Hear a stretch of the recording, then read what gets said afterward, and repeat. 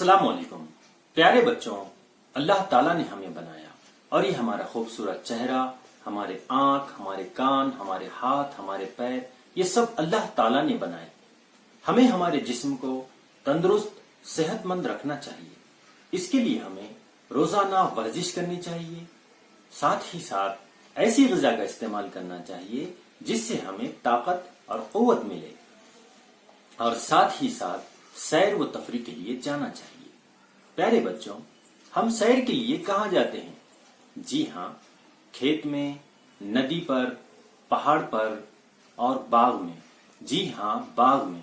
آئیے آج ہم باغ کی سیر، اس نظم کے بارے میں معلومات حاصل کریں گے۔